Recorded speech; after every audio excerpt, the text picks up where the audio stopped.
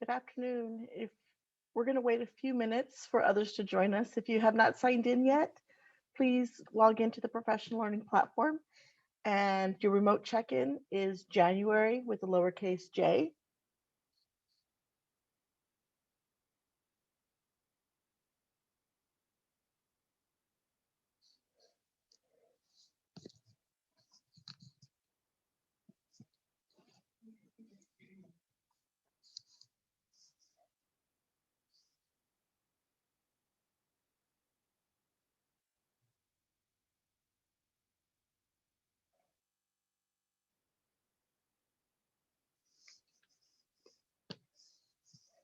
Okay. Welcome, teachers. Are we ready to tackle text features? Awesome. I'm going to need you to keep your cameras on today during today's session, and it would be so helpful if you are active participants, since we are going to be working on some activities together. Okay, so here we go. We're going to start with tackling text features. What we're going to do today, we're going to be looking at, I'm going to be asking you, I'm going to be asking for examples of text features using Jamboard. We are also going to look at an article, Dolphins on Duty. We're going to do several different activities with our text features and that article, slowing it down so that we can really check for comprehension as we go through that article together. And we're going to end our session looking at some Seesaw activities. I'm going to show you some great resources on Seesaw that you can use when you are teaching your students. Okay, so for our first question, what are text features? We're going to explore, we're going to go look into Jamboard. How many of you have used Jamboard in your class before? Just a show of thumbs up, or please show me how many of you have used Jamboard. Okay, great. So I'm going to go ahead and place this in the chat.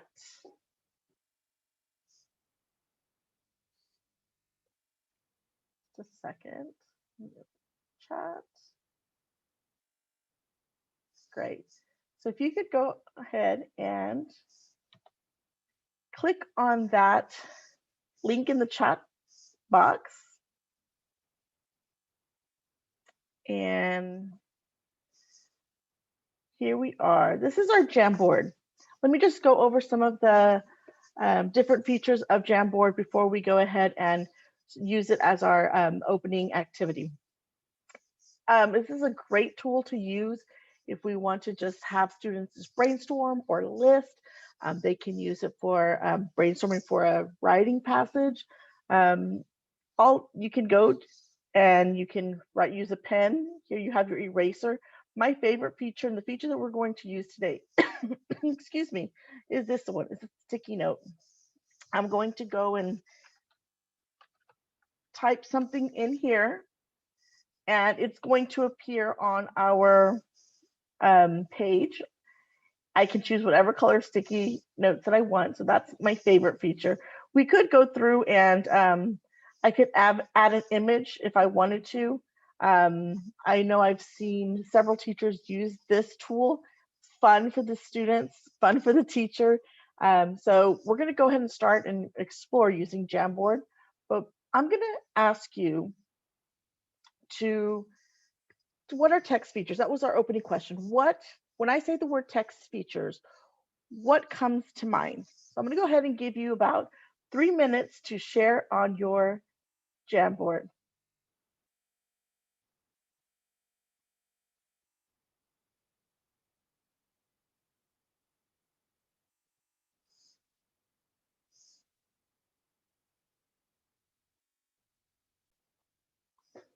All right, so thank you so much for participating in our first Jamboard session.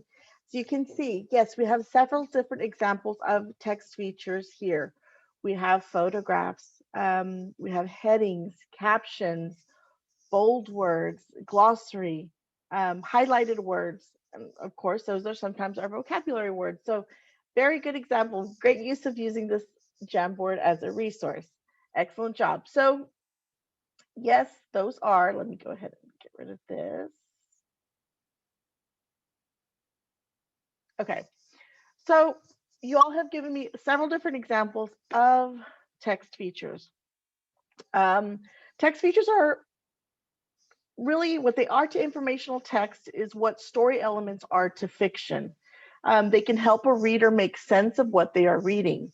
So, of course, you'd have different expectations for a kindergartner and a fifth grader, but we do not want to ignore the fact. Um, well, if I don't ever want a student to ignore text features.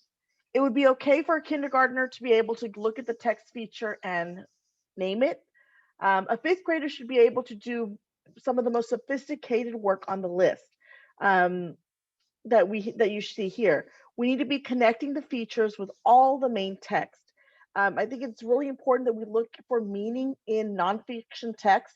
So we need to be doing this during our science and our social studies times as well. So if you look at this slide, this is exactly, you can see how it's going to start up at the kindergarten level where the student's going to ignore, or no, the students who do not understand are going to ignore the text feature, excuse me. Students in kindergarten or first grade are going to be able to name the feature. They're going to say, that's a map.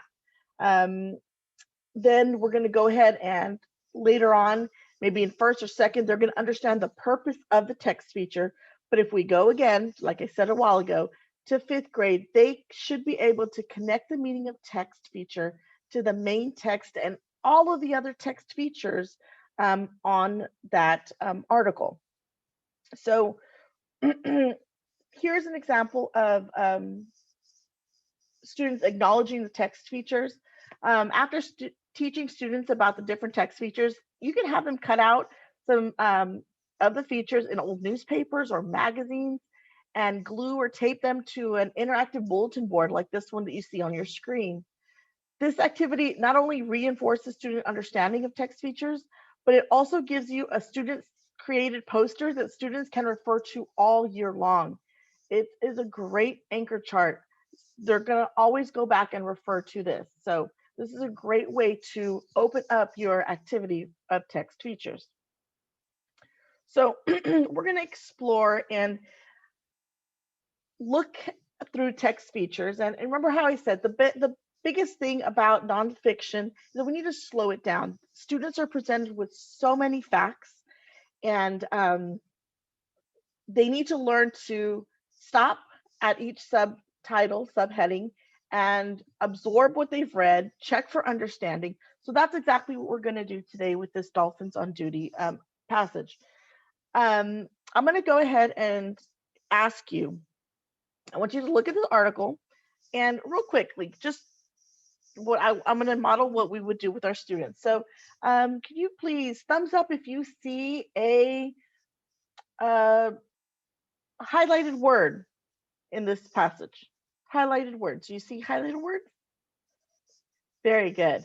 What about, do we see any subtitles? Subtitles. I see them too. Awesome job. What about maps? Do we have any maps on here? No. So again, we just want to go through and acknowledge all of the text features before we start reading. Okay. I'm going to ask that you go ahead and read the introduction. So right here where it says in April, all the way up until the first subtitle. So I will give you about 1 minute to do so.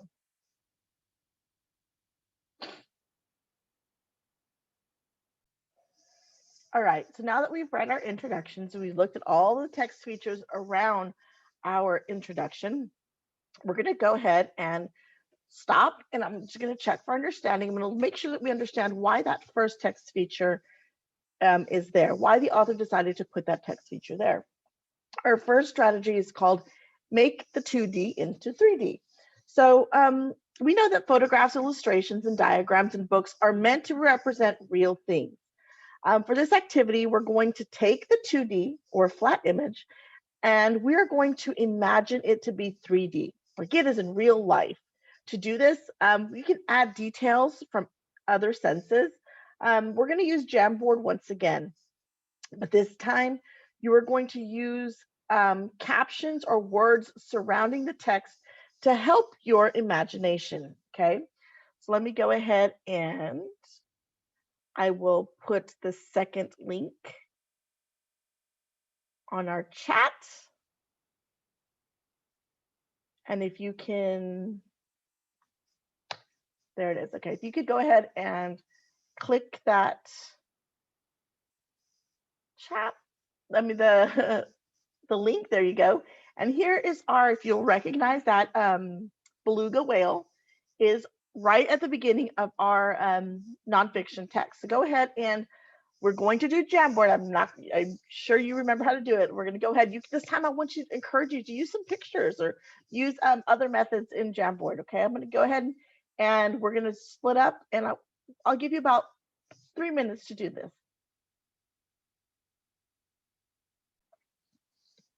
Okay. Thank you so much for adding to our Jamboard. You have I am playful. I am happy to see a human. They are nice. Okay. I can hear the boat and the loud boat engine. So using your sense of hearing, good. I am the color white. All of this, you may have gotten some of this information from that beginning introduction of our article, which is great. Again, the purpose of this is just slowing down these text features to make sure that they're looking at them and that they understand why this one is there. So if I asked you, why do you think the author included this text feature? You could say, because this is the type of animal that helps scientists, okay? Now they should make connections by now saying our title talked about dolphins. This is not a dolphin, so this is just another type of animal that does help our scientists. So excellent job. Thank you for sharing with that. So the next thing that we're going to do is we're going to get, if you have 2 Post-its, or it can be a sheet of paper or cards. If your students don't have this at home, if you're teaching virtually, you could just have them use that thumb up, thumbs down active, like how we did it before. But I want you on 2 Post-its, if you have Post-its or paper, if you could just write fact or fib on each of them. Nice and big like this. Ooh, there's fact and fib. Okay, just like that. What I'm going to do is I'm going to have you go back to that article, and we're going to read the next 2 subtitles. Remember, the purpose is to slow down this nonfiction text. We're going to read The Best of the Best and On the Job. And afterwards, I'm going to present some statements to you, and you're going to tell me if it is a fib or if it is a fact. So we really need to pay attention to those, each fact that the author gives us for this in these 2 sections. Okay, so now that we've read those 2 sections, we're going to go ahead and I'm going to give you about 5 seconds to think about it, some think time. And then you're going to either tell me fact or fib after I say 1, 2, 3, showdown. That's when you're going to show me the Post-it. And please put it close to the camera so that I can see all of your answers, okay? So our first statement is, the U.S.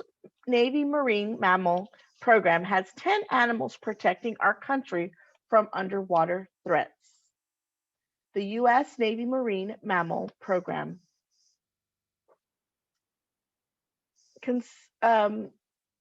has 10 animals, protecting our country from underwater threats. Okay. 1, 2, 3, 2, 1, showdown. Fact or fib? Show me.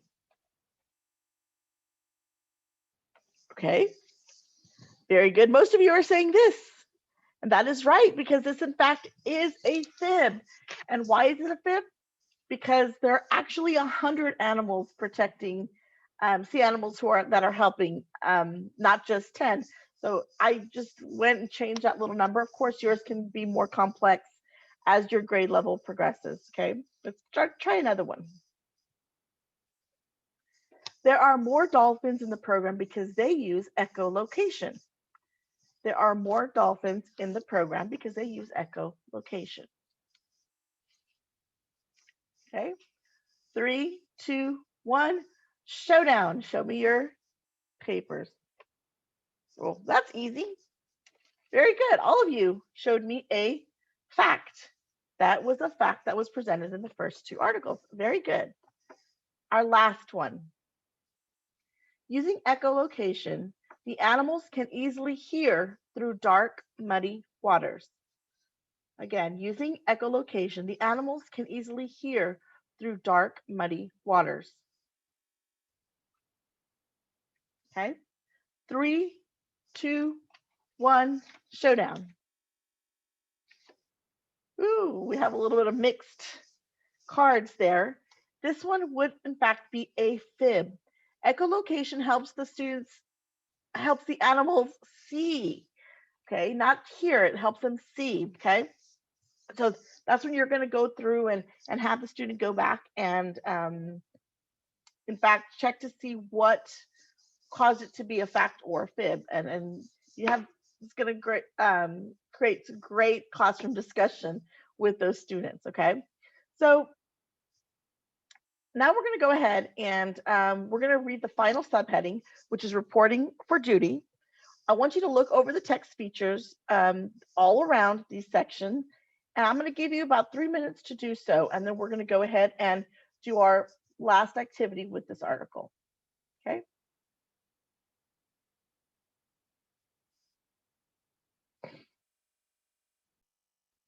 Okay, so now we know all about dolphins and how they help with our echolocation. You have made connections to each of the text features. This is where you're going to go through and you're going to talk about why did they put this text feature here? What was the purpose of it? And there's some great labels there that are going to help them understand it. Okay. So I just wanted, we do have some upper grades in here. I wanted to show you, this is another example of what you can do if it is a longer article, or if you don't want to stop so much to do some of these virtual activities. This is something else that you could have your students do. It's called cracking open headings. You can see in this first column, this is the actual subheading that the author decided to put, ready for action, power up, and dressed for success. If you look in the next column, just a quick little summary what the section is about. And the last column is my new heading. So you're having the students recreate a subtitle for that section. So they have to understand what they're reading, what they summarize in order to change that heading. So this is a great way for those upper grade students to slow it down and make meaning for each subtext. Okay. All right. Our final activity that we're going to be working on with this dolphin article is we are going to close with what's called a tabletop tweet. Here we're going to describe what you learned by reading the article in 1 to 2 sentences. On the top right-hand corner, you're going to sketch, or you can look for a picture on the internet to add that's going to fit the article's main idea. You're going to create a hashtag. Students are going to love doing that, one-line summary with a hashtag at the bottom.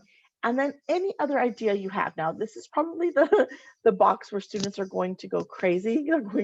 This is where you're going to give that opportunity to share whatever they want to share about the topic. So about dolphins, I'm sure you're going to get lots of different things that your students are going to want to share with you. And that's their opportunity. So I'm going to go ahead, we're going to break out, and I'm going to give you about 5 minutes to do this activity, share with your colleagues, and then we're going to go ahead and fill in the tabletop tweet, okay? Let me first, I need to put it, let me give you the link to that in the chat. And then we're going to go ahead and start working on that. Okay, so now that we've gone through, we've discussed it, we've talked about our article. It's fun to hear you all interact with each other and make meaning about the article and about other things as well, but it's good. Our tabletop tweet. Here we have describe what you learned by reading the article in 1-2 sentences. You put, there are many sea animals that help people. Yes, you could extend that. Excellent job. I do like how you all included a picture. You went through and looked for something that related to the article. Here you have, you can tell, I'm assuming he's a scientist, and that dolphin, you can see that piece of equipment on the dolphin. So that does tie in perfectly with the article that we've read. Our hashtag was hashtag Navy trained dolphins. Doesn't have to be anything other than that. It's perfect. And write any other idea you had. This is where you all discussed about how the kids are going to want to share. They're going to want to tell you. My family went on a dolphin watch and we saw so many dolphins. Again, they're making connections to the text, so there's nothing wrong with that. Here, you're going to be able to contain it onto one onto one page. So, excellent. Thank you so much for sharing.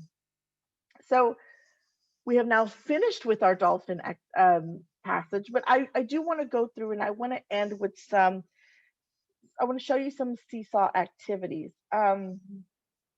This is an example of an assignment that I pulled directly off of Seesaw. I went in there, and I'll show you just a second. I searched for nonfiction text features. This has, a teacher has created, they put their article and the students have to label each of the text features. So this is an example of something that you can find, but I want to go ahead and go to Seesaw so that you can see what, this is my classroom. I just went to seesaw.com and I signed in with my Google account. If I go right here to activities, I want to show you how this is, again, something that a teacher had already created. Now, I want you to look down here. You'll see it looks the same. What I did is, you know what? I said, I'll go ahead and go into it. This is a an article that we're going to be covering in class. So you can get some of these already created activities. I just deleted that picture and I put in place the article that we're going to be reading in my classroom so that they can go through and, you can start, and all they're going to have to do is, once you assign it to them, I'll just label each of the text features. We'll discuss it further on as we go into our group discussion once we start talking about it. But when I went into activities, I do want to show you, if you scroll down and you go down here where it says Browse Activity Library, there are so many activities. I know we have a music teacher in here. You can go through, there are music lessons in here. I'm going to go ahead and continue so we're tackling those text features. If I went right here to text features and just searched, there are so many different things. And of course, it's going to take me, oh, hold on. There it is. It's a little slow. Here's that one activity that I went ahead and got. Guys, all you have to do is, once you go through, look at all the different activities that have already been created by amazing teachers just like you. Sometimes you don't have to recreate the wheel. It's here for you. I'm not, by any means, I'm not a Seesaw ambassador, but many of you have these ambassadors on your campus. Email me and I can get you to an ambassador close to you, or I can get some of the questions that you have answered. Seesaw is an amazing resource for any text feature. Remember, you can go through, like I'm doing with this one, Where did it go? There it is. And if you know what, you're not reading Deadliest Animals this week, you're reading one. If you want a partner text with the dolphins, this one's going to be something about whales. You can put it in its place and do that. So Seesaw is an amazing resource for that. Okay. Last thing, most of our resources, what our strategies that I got today are from this reading strategies book, my favorite go-to by, I found the resource online. There is a writing strategies book as well that I go to a lot, but also I went to Lead Forward and I want to show you where these are in case you want to go through and look for some more resources for your class. Leadforward.com. I went to resources. My computer is slow today.